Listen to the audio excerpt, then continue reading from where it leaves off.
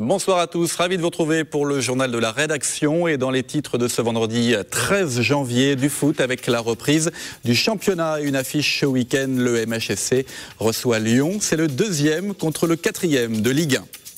Les centres d'hébergement pour sans-abri sont saturés dans le Gard. Le niveau 2 du plan grand froid n'est pas encore activé. Il fait trop chaud, notamment le jour. Du coup, les capacités d'accueil restent limitées. Enfin, le cirque sur l'eau, c'est à Nîmes jusqu'à dimanche avec une piste qui surplombe un vaste bassin. Au programme, des balaises aquatiques et des numéros rythmés par des jets d'eau à découvrir à la fin de cette édition. Mais on commence ce journal par cette annonce faite par le procureur de la République de Nîmes. Cet après-midi, 3 jeunes d'une vingtaine d'années ont été interpellés à Perpignan. Ça s'est passé dimanche. Ils sont soupçonnés d'avoir commis 11 braquages de supermarchés, dont 5 dans le Gard depuis mars 2011. Le butin est estimé à 500 000 €. La bande de braqueurs était à chaque fois lourdement armée. Écoutez Robert Gély, c'était tout à l'heure au micro de Nicolas Pinchino.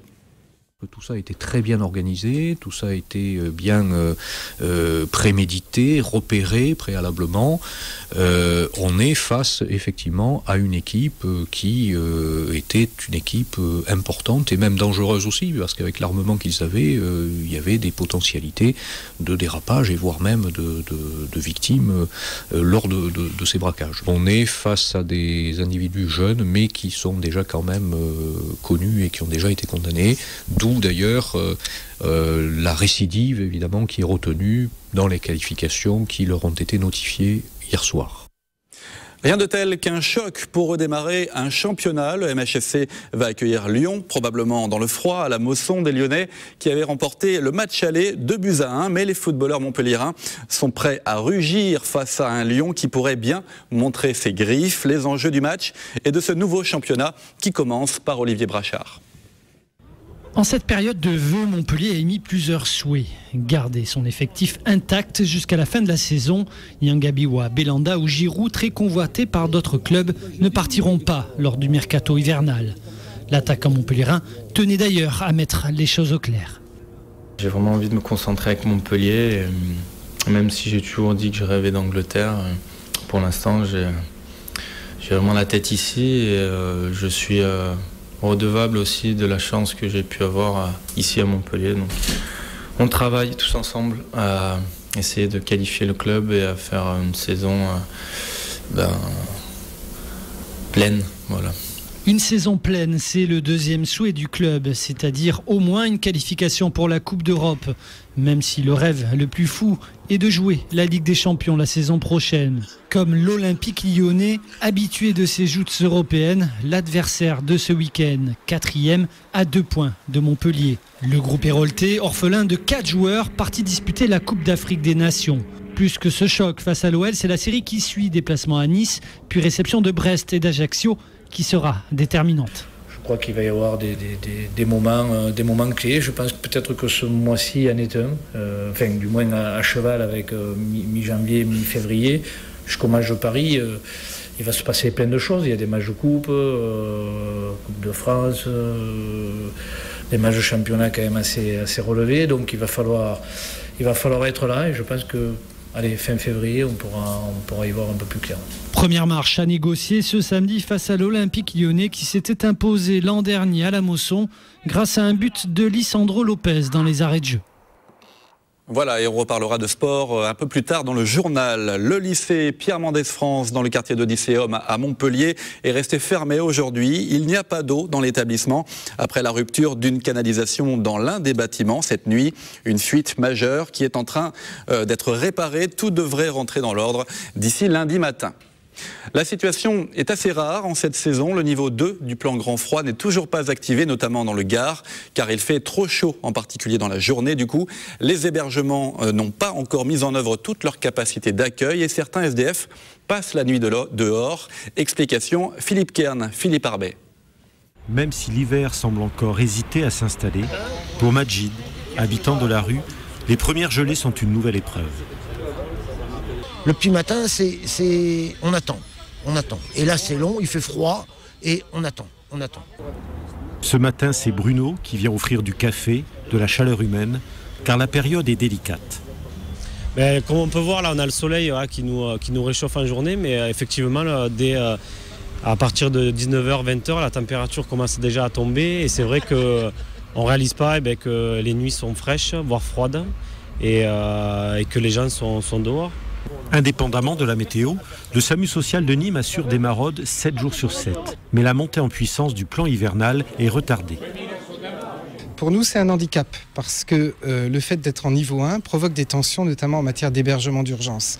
Lorsque le plan hivernal passe en niveau 3, cela débloque des places d'hébergement dont nous ne disposons pas aujourd'hui, ce qui nous oblige à refuser régulièrement des places d'hébergement d'urgence. Une situation paradoxale qui ne laisse pas indifférents les services de l'État. Je me moque des critères, je tiens compte de la situation humaine, je ne veux que personne ne dorme dans la rue, qu'en tout cas ceux qui le font le fassent parce qu'ils l'acceptent et le veulent, mais je veux qu'on puisse offrir à tout homme et toute femme un logement digne pendant cette période difficile, comme d'ailleurs le reste de l'année, mais au moins pendant cette période difficile. N'oubliez pas de composer le 115 pour venir en aide aux sans-abri. Sachez que la Croix-Rouge de Nîmes a aussi un grand besoin de couverture. Une information qui a fait la une aujourd'hui du quotidien Libération. Nicolas Sarkozy, qui n'est pas encore candidat au présidentiel, inclurait dans son programme la notion d'union civile, une idée déjà évoquée, mais finalement abandonnée en 2006 par le même candidat Sarkozy. Une idée en tout cas qui fait réagir les associations favorables au mariage homosexuel. Pour elles, ce thème sera forcément au cœur de la campagne des présidentielles qui démarre. On écoute à ce propos Vincent Autain, le président de la Lesbian and Gay Pride de Montpellier, au micro de Marlène Mech. C'est un enjeu majeur. Il ne faut surtout pas que les futurs candidats, réduisent nos revendications à la seule question du mariage. Elles vont bien au-delà de ça. Maintenant, le mariage est un premier palier que nous devons franchir. La France, il n'est pas acceptable que la France soit un pays, le pays des droits de l'homme, qui ne soit pas enclin à faire passer cette égalité. Voilà. Montpellier est une ville sensible à ces questions. Je crois qu'il reste toujours important, voire déterminant, que les hommes et femmes politiques à l'échelle montpelliéraine et plus largement à l'échelle régionale s'emparent aussi de ces combats-là qui sont des combats de citoyens. Les nouvelles serres installées sur le campus de Supagro n'ont pas d'équivalent en Europe. Inaugurées aujourd'hui par le président de région et le préfet de l'Hérault, ces serres automatisées permettront l'étude de la fonction biochimique et physiologique des gènes de la cellule jusqu'à la plante entière dans des situations météorologiques contrôlées. L'objectif est d'anticiper entre autres les problématiques de réchauffement de la planète. Je vous propose d'écouter Bertrand Muller, directeur du laboratoire d'écophysiologie des plantes sous stress environnementaux, au micro de Jean Brun.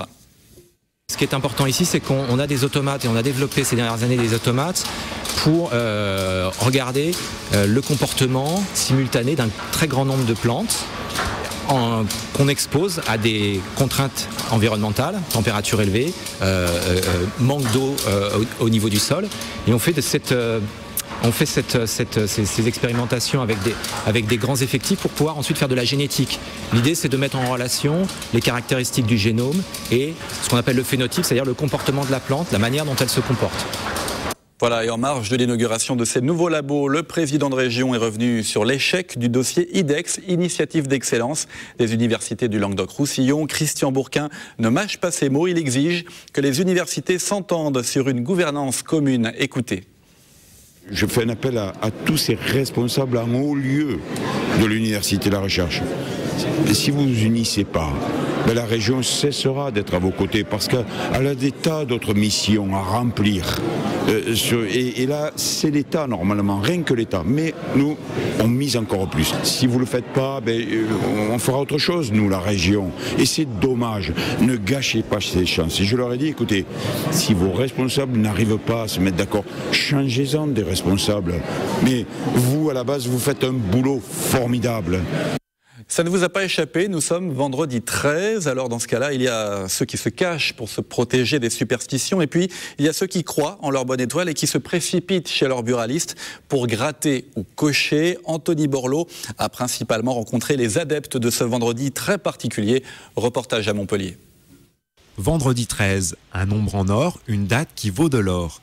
Ce jour particulier, dont l'origine reste incertaine, cristallise les craintes ou les espoirs des plus superstitieux. Ou le bonheur ou le malheur, ça dépend. Aujourd'hui, j'ai pas encore essayé, je vais aller gratter 2-3 tickets et on va voir.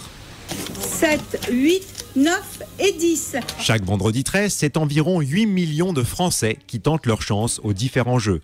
En tête du palmarès, le Loto et l'Euro-Million qui proposent respectivement 13 et 28 millions d'euros. Dans ce bureau de tabac, pas encore de gros gagnants, mais les clients se bousculent. Il va y avoir beaucoup plus de monde et puis les gens jouent beaucoup. À cette période, surtout le vendredi 13. Excusez-moi. Vous avez gagné 10 euros. Vous gagnez quand même pas mal aujourd'hui. Non, pas grand-chose, puisque je rejoue, c'est des petites sommes. Peut-être on aura le gros lot. Le gros lot, ils en rêvent tous, mais chacun sa méthode pour le décrocher. Je joue pour le 10-10 2010, 11-11 2011, voilà. Et puis cette année, ça sera la dernière fois, 12-12 2012, et c'est fini. C'est fini, mais pas pour tout le monde. En 2012, il y aura encore 2 vendredis 13. Une aubaine pour la Française des Jeux, mais aussi pour les buralistes. Je pensais que c'est moi qui vous l'ai fait, hein. Vous savez qu'on se connaît depuis longtemps à ce moment-là.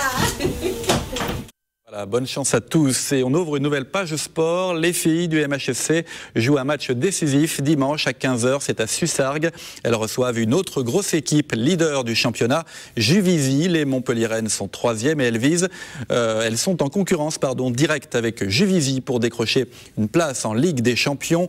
Résumé complet du match dans les aléas du direct spécial sport lundi à 18h30. Et puis l'équipe de France de handball prête pour l'Euro qui démarre ce week-end en Serbie. Hier soir, les experts ont battu la Norvège en match de préparation pour la 2e fois de la semaine. C'était à Paris, score final 28-24. L'entraîneur Claude Onesta vient de dévoiler sa liste de 17 joueurs. À Cambrai, Guigou et bien sûr Nicolas Karabatic feront partie de l'aventure. Dans la liste, il y a aussi le jeune arrière-droit Kevin Nyokas qui jouera à Montpellier la saison prochaine. Premier match des experts lundi face à l'Espagne. Et puis autre rendez-vous à noter sur vos agendas, le résultat du tirage au sort des 8e de finale de la Coupe de France de handball. Il a eu lieu jeudi soir à la mi-temps de ce match France-Norvège. L'USAM affrontera donc Cesson Rennes Métropole, actuel 6e du championnat de France. Ça se passera au Parnasse, donc notez bien le vendredi 24 février à 20h30. Et on termine cette page sport par un rendez-vous à ne pas manquer pour les amateurs de football américain. Un derby de D2 très attendu. Les Hurricanes de Montpellier reçoivent les Centurions de Nîmes dimanche. C'est à 14h au stade Verassi à Montpellier. Elle s'appelle Magali et c'est la 1000e adhérente de Georges Frêche, l'association. Elle a été présentée cet après-midi par Claude Cougninck, le président de l'association dédiée à l'ancien président de région. La structure créée le 9 juillet 2011 prévoit de faire évoluer son site internet et d'organiser de nombreux événements en 2012. On écoute donc la 1000e adhérente et Claude Cougninck au micro de Pierre-Paul Castelli. J'ai toujours été sensible aux idées développées par Georges Frêche, que ce soit en tant qu'élu politique ou penseur politique tout simplement. Enfin, je suis issue de la région, il a toujours fait partie des débats familiaux. Et puis j'ai fait des études sur Montpellier et il faisait partie des débats qu'on pouvait avoir sur l'actualité entre étudiants et après avoir eu connaissance de cette association-là via la presse, j'ai décidé d'adhérer. C'est la preuve, je crois, et le témoignage de l'empreinte forte, indélébile que Georges Frêche a laissée dans cette ville, mais bien au-delà, sur l'ensemble de la région et au-delà encore au niveau français. Nous accueillons aujourd'hui notre 1000e adhérent au terme de 6 mois simplement de fonctionnement de notre association et tous les jours de nouvelles adhésions nous rejoignent. Un grand cirque sur l'eau, ça existe. Le chapiteau et la piste placée sur un bassin sont installés à Nîmes sur la place du Champ de Foire jusqu'à dimanche. Et vous allez voir que le thème de l'eau est omniprésent dans tous les numéros du spectacle. Olivier Michel nous fait découvrir ce cirque original. Reportage. Perpétuer la tradition du cirque tout en magnifiant le spectacle, voilà le pari relevé en beauté par le cirque sur l'eau. Un renouveau qui est avant tout une prouesse technique. Donc on a 60 000 litres d'eau dans notre bassin. Après on a 4 pompes. Donc la complexité déjà c'est de trouver une place assez plate pour nous déjà pour installer le bassin. Donc si vous voyez derrière, il y a des blocs qui s'assemblent. C'est comme un jeu de Lego en fin de compte. Omniprésent tout au long des 2 heures de représentation, l'eau remplace Monsieur Loyal dans des tableaux musicaux originaux et met en valeur les performances des 25 artistes. Entre fontaines aquatiques et jeux de lumière, elle devient source de féerie, d'amusement, voire pour certains de crainte à commencer logiquement par les chats d'Anélia. 2 fois, mes chats ils sont tombés sur l'eau, mais c'était pas ma faute. Elle m'a vu, elle est venue chez moi, donc elle a commencé à baigner. Ça va, ça va. Ça ne change pas beaucoup, seulement que les scénarios il est en eau et tu n'as plus contact avec le public. Et pour les clowns, c'est bien. C'est vraiment très intéressant parce qu'il faut faire tout d'abord attention qu'on ne tombe pas dans la piscine là, parce qu'après on est tout mouillé, mais c'est bien. Seuls artistes qui ne craignent pas de se jeter à l'eau, Andrews, Ziggy et Nelson, les otaries du cirque sur l'eau, incontestables vedettes à découvrir sur le champ de foire nîmois jusqu'à dimanche. Voilà, et c'est la fin de cette édition. Vous pouvez retrouver ce journal et les émissions de la chaîne sur tvsud.fr. Prochain rendez-vous avec l'actu, c'est lundi à 12h30. Passez un très bon week-end sur TV Sud.